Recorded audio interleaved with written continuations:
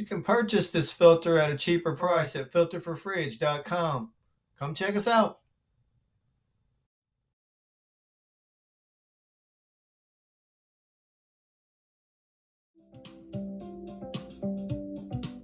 The following video will show you how to replace the MWF water filter on your GE Appliances refrigerator. Please note, there is no need to shut off the water in your house before replacing the filter.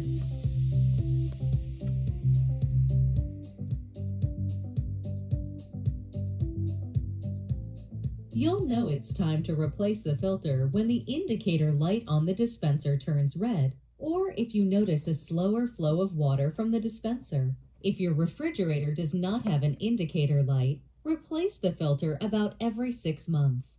To locate the filter, look inside the refrigerator in the upper right corner.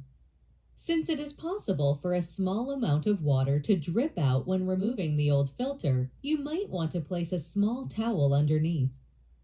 Remove the filter by turning it to the left until it releases, making sure you don't pull down on it.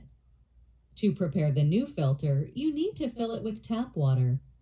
This allows for better water flow when the filter is installed. Position the new filter into the filter holder with the arrow on the front of the filter facing out.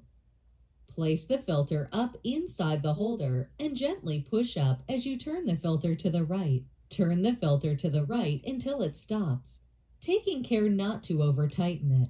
Run roughly 1 1/2 gallons of water through the new filter to clear any air from the system. A little water may initially spurt from the dispenser, so be sure to use a large pitcher to collect the water. Also, it's normal to see a slight discoloration of your water during this step, but don't worry. The water will return to its normal color after being dispensed for a few minutes. If your refrigerator has a reset water filter button, press and hold it for 3 seconds to reset it. Now you are ready to enjoy fresher, cleaner filtered water and ice from your GE Appliances refrigerator.